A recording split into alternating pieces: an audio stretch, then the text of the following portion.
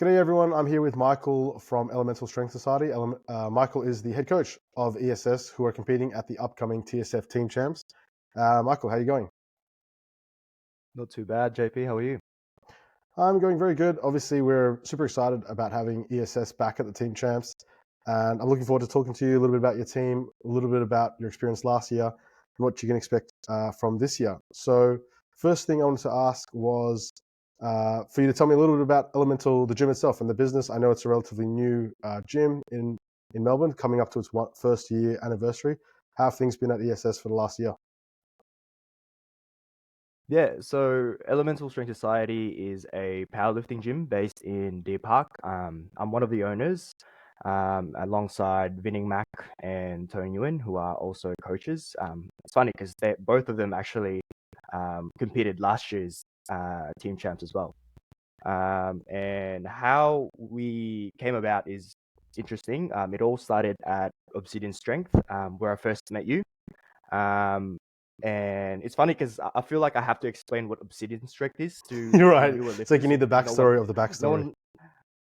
Yeah. So yeah, but pretty much like long story short, it's a powerlifting gym where Tony and I, and Binning, became a coach.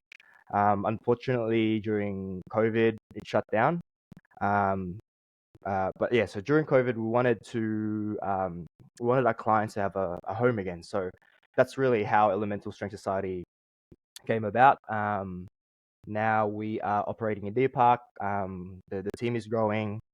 I think, yeah. So yeah, we're getting a lot of clients coming in and out. We're continuously growing, and for our first year, it's actually been very promising. Excellent. And so it's three of you. It's you, Vinning, and Tony, you said? Yep. Excellent, man. And so, I mean, like you've been around the circuit for a little while. Like you've been in powerlifting for maybe 6, 7 years, I would say. And last year, TSF Team Champs 2023 would have been your first event, I suppose, at the Team Champs. And I'm sure that would have been a nice moment for you, a nice point of pride to be able to bring a team to the comp. What was the experience like there? Because you guys actually performed really well as well. I think finishing, if I'm not mistaken, third. So what was the experience like last year? It was an incredible experience, and I think I always say this to you, Team Champs is like, I aspire to run something like Team Champs as a meet director, because I feel like the thought process of like running a comp like this, it's there's a lot more to think about than just running.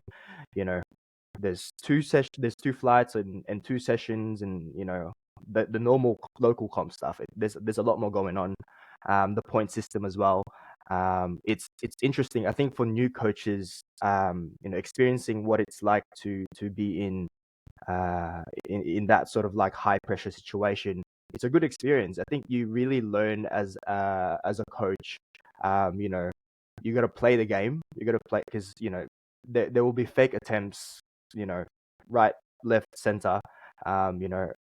It's all a bit of chess, at the end of the day.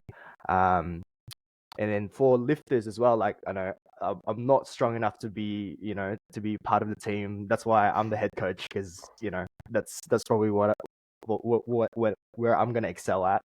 I think for as a lifter, you sort of like experience a national sort of environment. Like you get that competitiveness you get in nationals, but also at the same time, I feel like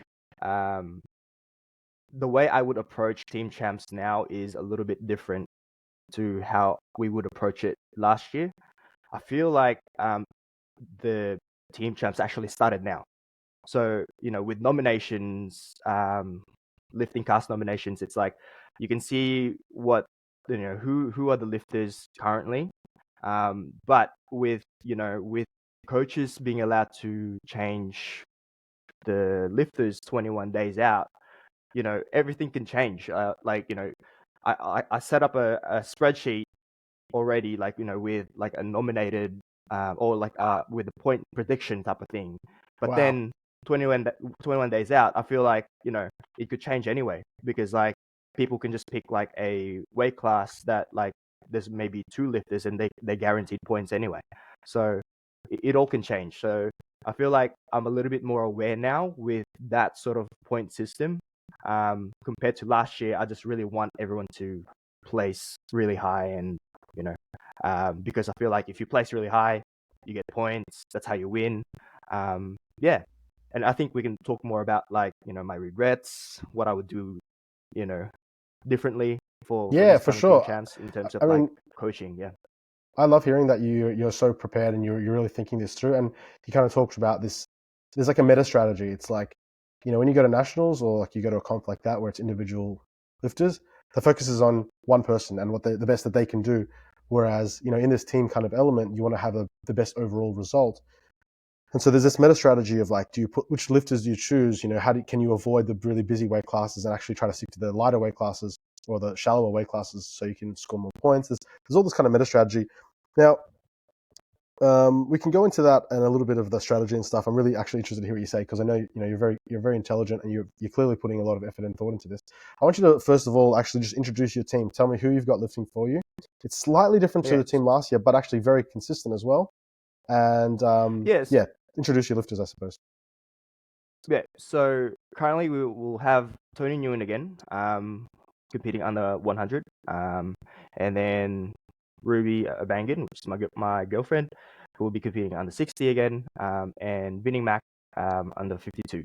And then the difference is we had Suleiman Halabi, who won the 90 kilo weight class last year. But unfortunately, with health reasons, we can't have him this year. We'll have Hung Fan, who will be making a comeback in the platform. I'm sure Hung Fan. He is probably one of the strongest people in Australia currently. Yep. And one of the people who can actually just achieve 500 dots. There's only a handful in Australia at the Wow. moment. When USAPL at the moment. So I'm really excited to have him in the team. He's like one of my longest friends as well. So yeah. And so, with these four teams, you kind of talked. I mean, even when you introduced your team, you kind of said at the moment. What is that implying? Do you think that Yeah. do you think you guys might change lifters, and do you think other clubs are going to do the same? And if you do, what kind of changes will there be, or like what benefit would that serve? I think I think well, it's part of the rules. Like it's 21 days out. We can sort of think things through. And I think the whole idea of team champs, right?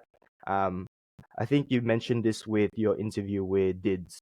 Do you feel like do you have an advantage if you have a bigger roster, or a deeper roster?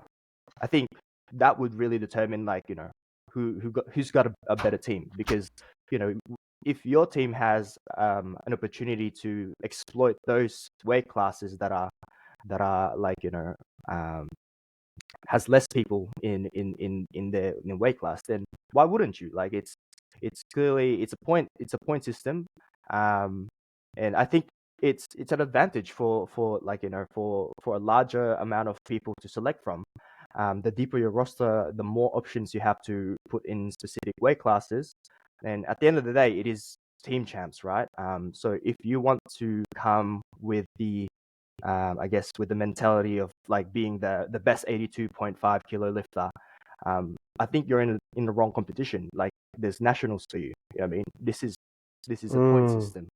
Um, yeah, that's how I sort of that's my opinion with how I would play the game.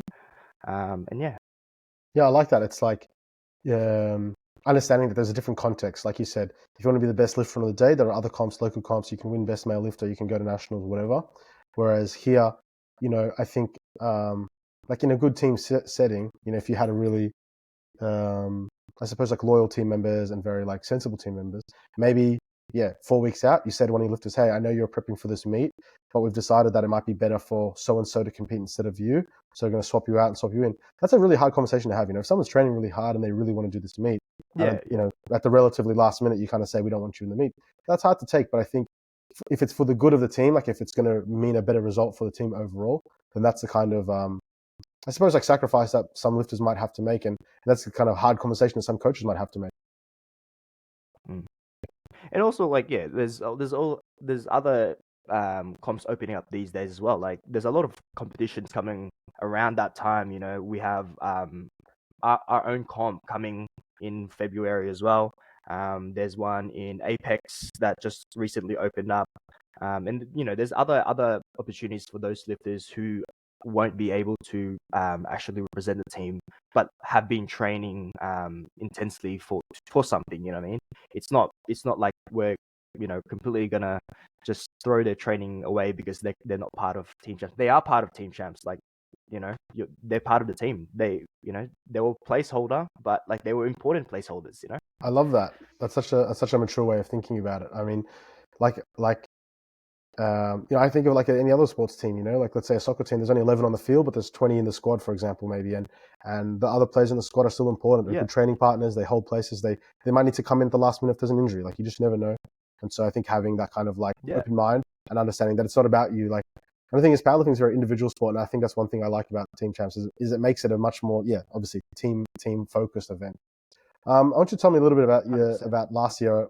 I think technically ES has only kind of launched in February, and then Team Champs were in March, and so you guys came third. Out of 13 teams, you guys were one of the top teams, which was freaking awesome, and you guys like essentially burst out onto the scene.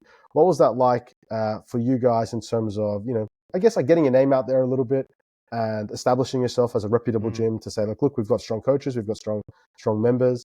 And and how did the day play out? You kind of alluded to potential regrets or things you could have done better. Yeah. Well, being our first time, like having a go at this. Well, I mean, first of all, like we've sort of like, because we were part of like Obsidian team back in the day, we sort of know what it's like, and we know who the people who experienced competing in team champs, and we can sort of put ourselves like, what can we do better, so that we're a little bit more prepared. I think preparation is key, no matter what you do. Like, always be prepared. Know the rules, know what the context of the competition. So I think that's always important. In terms of our experience, it's been awesome. We knew that our biggest threat at the time would be Victor Liu and Josh Sim, because I feel like we had the same category of lifters.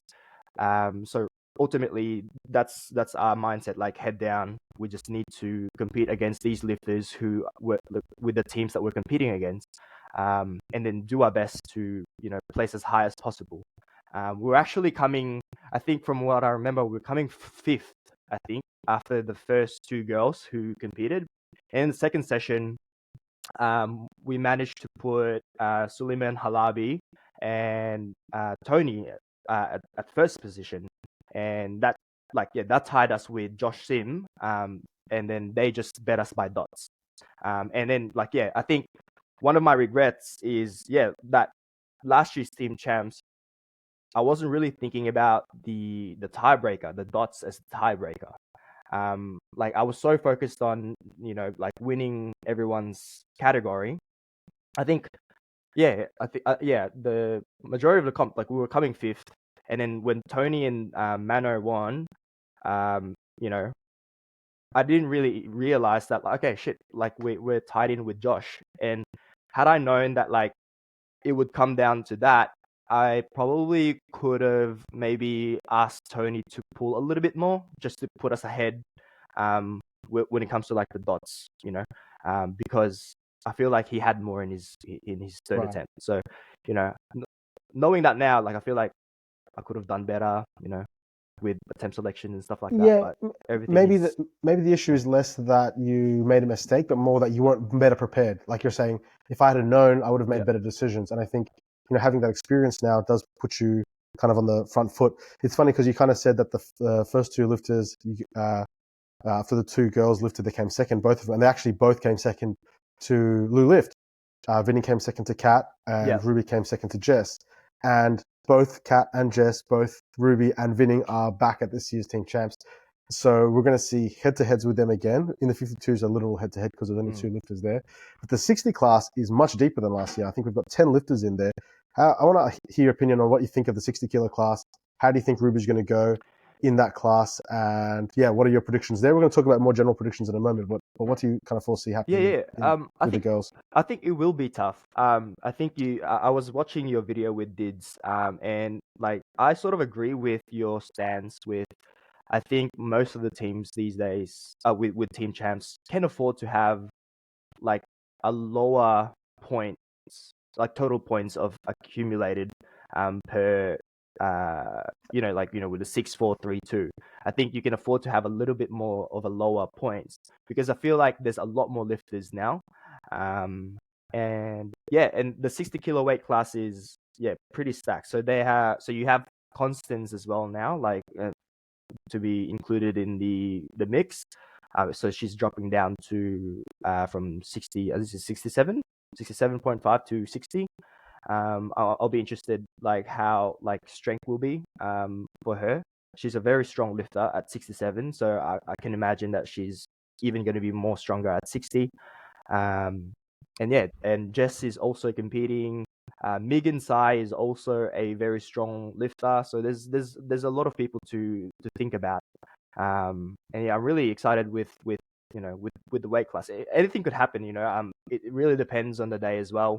It only takes one silly attempt for you to actually improve on someone else's. So I think we just need to be sharp on the day and really make good decisions, I guess. And yeah, nothing's set in stone yet anyway, and everyone's still training. Everyone will probably we'll start to see what's like the actual true predictions closer to the comp, I think. Yeah, of course. I'm actually kind of looking forward to seeing people's training and how much training people are going to be sharing and all this kind of stuff. Tell me a little bit about the boys. So you've obviously got Tony and Hung in the 100 class and the 110 class respectively. How do you see their chances? Obviously, Tony won last year, and I mean, Hung, if on a good day, should take out the class, I imagine. But have you had a look at the other competitors, and what are your thoughts on those placings? Yeah, so let me just have a look at my little notes. So last year, Timothy Wang from Sim Strength gave Tony a pretty good run for his money. Like he was pretty close till the end. Like he was like Timothy Wang is also the type of lifter who just makes everything fast. I mean, like he would like control the descent on the squat and then just jump out of nowhere. Like it's like sandbagging pretty much, but like and he got pretty close to Tony, and that was kind of scary because like he was doing that all throughout the comp, and then he missed his first deadlift, and I'm like, finally, like this guy stop being impressive. Like it's because I was getting kind of nervous. I was like, it was like, what the hell? Who the hell is this kid? Because like I don't follow him on social media. I've never seen him lift before. And then it was giving us a scare, and I'm like, Tony, you better make everything because you're gonna he's catching up to you. But like luckily, we managed to get our shit together during deadlift. And we put for the win. Oh, we didn't pull for the win. Like he sort of missed his third, and like he wasn't Tony able could to take a catch up safe to third Tony. attempt. Yeah. A safe third attempt, and I probably should have like asked put more in the bar for the dot points. But anyway, I mean, think this year another looks a little bit person to deeper. look at though. Yeah, go. Yeah, Matt Crundle is also a coach, right? And he's also competing for his own team. I'm not sure whether if it's a true nomination or he's just a placeholder at the moment. Who else is there? I think another name to watch I personally would think be Tom that's Glover. Tom Glover's competing on the day before on day one, but I know he's a very talented lifter.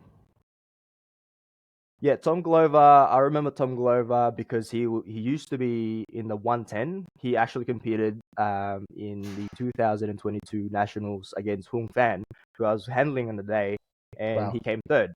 Because I remember Hung Fan came first, Charlie Athanassiou came second, and Charlie and Tom Glover was battling it out for second place. And he's a very strong lifter, and now he's going down a weight class. I'm really interested. Like that team, I think the Chad team. I think they're probably a team to look at. They have like Josh Joyce as well, and Remy. I can't remember who the other nominated person on the team is. I think it's Uh, 120 plus. I think. for the Chads, it is Remy Burns, you said. Let me have a look because I can't remember off the top of my head. Tom Glover, Remy Burns, Josh Joyce, and Brody McDowell. That's right, 125. Who's also a very talented lifter. Who's very quite strong. Yeah, yeah. I The wouldn't be major surprised. disadvantage that they're going to Yeah, I have is they're wouldn't be competing on surprised. day one. Yeah, I wouldn't be surprised if if they get promoted to the premium team. I guess. Yeah, to the premier bracket, of course. I mean, it's going to be Yeah. tough for them, obviously, to win the whole thing because they're on the day one. But in terms of promotion slash even winning the day one section, winning $500 because there's $500 for winning first on day one. I think they're definitely a team to look out for. Yeah, it's interesting what you kind of said about the 100 kilo class and that anything can happen. It's the kind of event where even one lift, like if you remember the 90 kilo class last year, I think it was the totals were all so damn close, and whoever finished fifth could have won, and whoever won could have finished fifth. And Yeah. if you fall from Yeah. first to fourth, and you cost yourself 3 points, the 3 points is the difference between winning the whole show and coming fifth overall. So it's very much like every lift matters, and every attempt it's going to be very close. Is there a I particular think weight class you're excited to see? Like, is there one that your lifters aren't lifting in, but you're particularly excited to see a certain battle or a certain clash, or a couple of lifters that you know are very talented? Maybe on the women's side and one on the men's side. well, there's the girls are very stacked right now. I think the which weight class is this? I think the 67 is pretty stacked as well. I think the 60 kilo weight class as well. Um,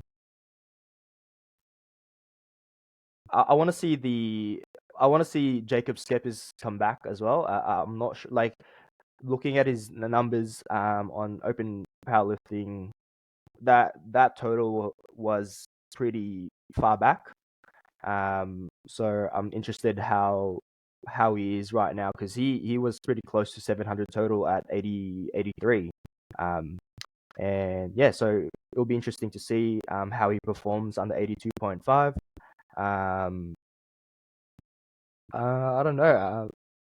I think I'm sort of like hyper focused with like the weight classes that were currently involved. Love that. So I feel like it's really hard to for me to actually be interested in other weight classes. I feel like I'm distracting myself. Right. What would you say is your goal for this event? Like, what would be a satisfactory result? What would be the dream result? And then what would be a result that you'd be kind of disappointed in and a little bit annoyed by? I think I'm always a competitive person. Like I think the goal is to win. I think the team who can get as close as possible to 20 points will be the team to beat. Currently, if I sort of look at my point system, there are two teams, right, with their current nominations who scores 20 points at the moment with their lifters current total, right? So Lou Lifts is always going to be a threat to everyone. I think So he's so got you've a got a spreadsheet pretty where deep you've roster of. predicted. Sorry, you've got a spreadsheet where you've predicted the results and calculated the team scores for every team. Yeah. I've gone to open powerlifting and just sort of like have a look at like everyone's total and yeah, based on their current total, I sort of like, okay, you have 6 points right now. You have 4 points. You have 3 points. I feel like that's the way to go right now. I feel like um, you probably should start thinking about this stuff now if you really want to play the game. Because we're only a few weeks out, really. Like people have already started prepping. And if you have fake nominations, right? Like you have placeholders. I feel like you can really play a game and like, hang on, there's only like 3 people in this weight class. I have a lifter who can actually just take this weight class. Like, um, you know, I think that's how I would play the game. Like I said, it's a different context of a comp. So, but yeah, what in my spreadsheet currently, Lou Lifts has 20 points. Melbourne Strength Culture also has 20 points. I think those two are the people to look out for. And then in second place, it's interesting because I'm not very familiar with this team. Total Strength Training. Like they have lifters who I haven't really seen compete before, but they've picked the right weight class. So currently in my books, they're sitting third with 18 Wow. points. So they're not really competing against anyone. I think they have one weight class who will guarantee them a win. And then the Sim Strength also, like Sim Strength has 17 points in my spreadsheet right now. With they have Megan Tui as well. She'll be interesting to see. So she'll be coming down to the 56 kilo weight class. She's an IPF lifter, IPF world lifter, and yeah, I'm really interested in how she performs. I'm really interested how she performs in the 56 kilo weight class.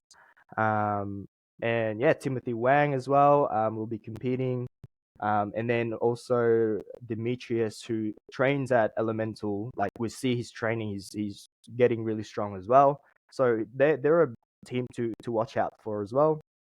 And then there's a bunch of people who are nominated or predicted 16 points. I think you guys, us, are currently sitting 16 points mark. So I don't know, Crundle crew as well. So a lot of things could happen. It's going to be very It's competitive. it's really hard to predict. What would be a result? Like, what would be a placing that you'd be disappointed in? Like, you kind of said, of course, you'd love to win. That'd be amazing. But what would be a result that you wouldn't be happy with? I mean, everyone's competitive, right? I feel like it will be disappointing to see if, like, with the caliber of lifters we have, like we have Hung Fan, we have Tony, Vinny and Ruby. It'll be hard to I guess not to have like a 6 point win with that weight class. It will be, I think for me, that would be not upsetting, but like I'll be disappointed with like how we go. But like at the end of the day, like we can only do our best, really. I think for me as a coach, I need to do just these are strong lifters. I probably can get them to winning their weight class too. Excellent. I love that. I wanted to ask you just a couple more questions before I let you go. What did I have? I was going to ask you something, and then I've just lost it now. Da da da da. Oh, there are undoubtedly going to be some coaches out there who aren't prepared, who haven't thought it through, that don't know the competitors, they haven't checked the open powerlifting results. What would you say to a coach that's coming into this meet underprepared? Well, this could probably happen if like it's their first time. Like I could imagine a lot of the challenger bracket would have a lot of coaches who are just really excited to be there, and they have lifters who probably it might be their first time competing, and and one, it will be a great experience for them anyway. Being able to be part of like a high pressure situation is such a good experience. It'll probably make you a better coach. And I think if you already have experience coaching nationals, junior nationals, open nationals, masters, whatever, be prepared. Like, I think know the rules, be prepared. I think let's up the game a little bit with the standard of quality of lifting, of powerlifting. the reason why you guys at TSF run such good comps is because I feel like every single one of your members are involved in the sport.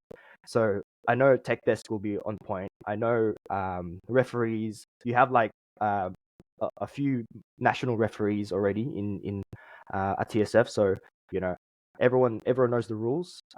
Everyone knows how to make attempts. Everyone knows the uh, the the lot numbers, body weight, and all that stuff. Like all that factors into your decision making with your attempt selection. And I think we're not just like as powerlifting coaches. It's part of our job to actually just be on top of our game a little bit. We're not just like programming people. We're not just coaching people. We are coaches who are coaching a sport. I think that's the biggest difference. We're not just personal trainers or, we're coaching a sport. So know the rules of the sport. Yeah. Love that. And dude, you've offered some amazing insights. I really love how prepared you are. I love how professionally you're taking this. Like you said, this is a competitive sport, and if we want to be respected as a sport, we need to take it seriously. And I really love hearing you say all that stuff, because that's stuff that I find I'm very passionate about as well. That's why we want to run professional meets. That's why I guess take everything seriously, because if you want to be looked at seriously by others, you need to take it seriously yourself by the way you conduct yourself, the meets that you run, the standards that you hold yourself to. So I really love hearing that, and I think the insights that you've shared, although Elemental is a relatively young business, it's clear that you've got like your head screwed on and you've got a really clear vision and focus. And so, everybody at Elemental is in good hands with you, Tony and Vinny. Last thing I want to ask you before you go is, I want to hear your prediction for who's coming first, second, third overall. And I want to hear your prediction for who's winning on day one of the teams. And if you can give me best male lifter and best female lifter. Okay. So with the challenger bracket, I think I already mentioned the Chads. The Chads are the team to beat, I think, in my opinion. With the premium bracket, I think it's a little bit difficult, because I know that these coaches know how to play the game. But I think Lou Lifts is still the favorite, especially defending champion. I would put them as first seed. Second seed would be Melbourne Strength Culture. They have experience. They've been doing this for a long time. And third seed is Sim Strength. I'm just gonna go by the current point system that I have right now. They are the team to watch out for. I know the total strength training is predicted third here, but I don't really know the lifters. And I haven't really heard much about them. So I think those three lifters, Lou Lifts, Melbourne Strength Culture, and Sim Strength, they're the team to beat.